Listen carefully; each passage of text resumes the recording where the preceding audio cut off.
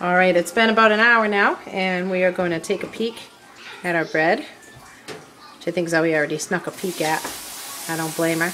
And you can see the dough definitely doubled in size. So what we're going to do now, while Zoe's washing her hands and getting ready to do some of the work, we're going to grab our flour again. We're going to go with a nice clean.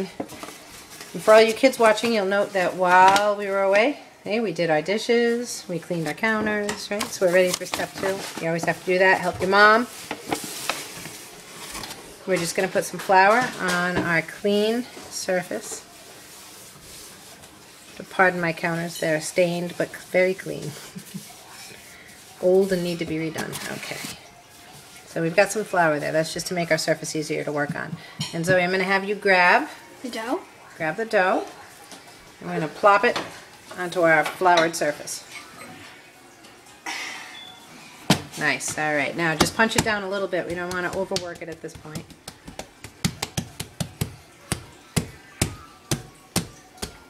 And you can see it makes quite a bit of dough.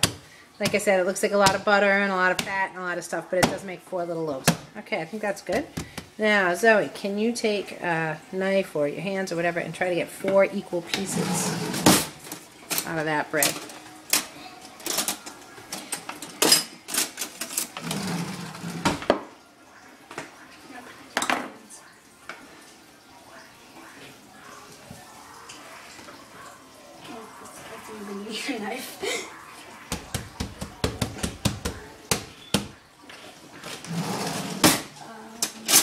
We have a small baby boy laying on the floor. Oh, Mom, he's naked. I'm not going to get that half. He's hiding out. Hi, Manny. And there's Biscuit the beagle. Hi, Biscuit. He always hangs out close to where people are cooking. Right, buddy? Yeah, right, buddy. All right, Zoe, how's that coming along?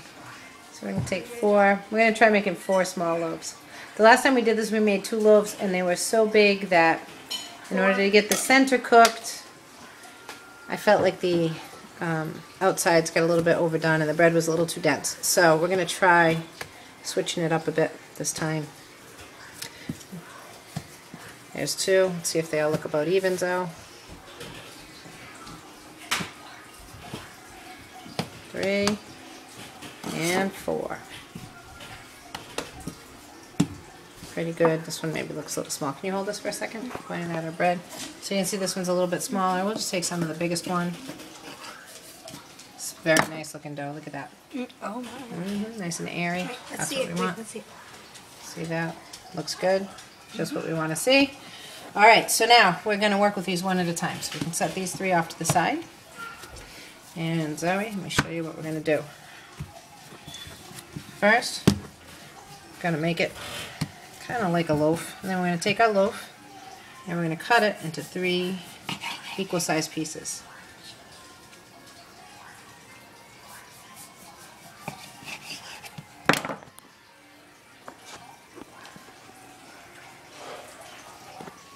So all right. what do I do? Here, hold the point. I'll show you, and then you're going to do.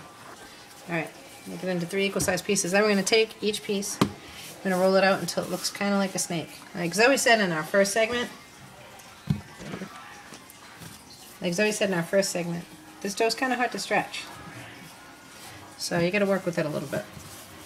Alright, I know I got it too. Alright, so we're going to let Zoe take over here. She's going to make 3, if we can get them to be about... That long? Yeah, like about this long. Oops. Oops.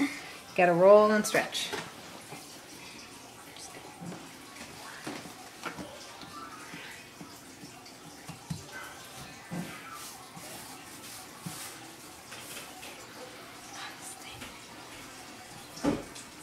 Do this again. So this is the part where you have to be, according to my grade on, a little bit careful.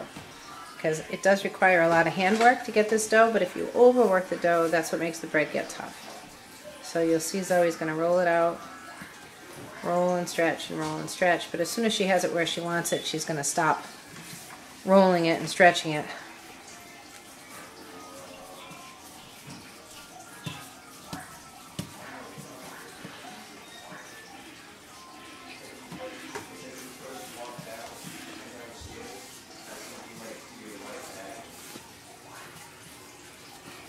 I'm going to help on the side here with the second one, since we have a lot of these to do. That's pretty good, right? Looks great to me. Yep.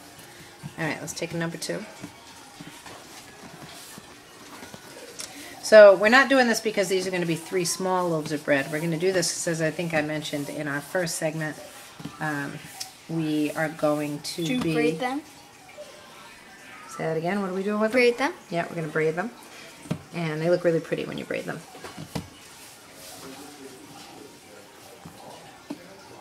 If you got the shot over the corner there, that's a little foreshadowing of our next installment. Zoe is part Swedish, but she is also part Italian. And since it's almost Christmas, we'll be making homemade lasagna. So that'll be installment number 2. Will be how to make first how to make it a real Italian gravy, a meat gravy, and then how to make a lasagna. Alright. It's a lot of fun. Alright, so back to our Swedish bread. Zoe is now pinching the ends together, and then she's just going to do a simple braid. Make sure it's tight enough. To the middle. To the middle. To the middle. To the middle. And over. Okay. To the middle. No, not all the way around. Just to the middle. Oh, to the middle, okay. To the middle. To the middle. There you go, to the middle. And then patch it up. Very nice. So and that's your first braid. So we're making these as gift loaves, so we're going to make them a little smaller. I just think that they're probably going to cook nicer than it did when we made these ginormous loaves. Because this is really only half the battle. The thing is that, can you hold this for a second? Keep it right on the bread, okay? The thing with this is, now that it's braided, we're still not going to put it in the oven. It's going to rise again.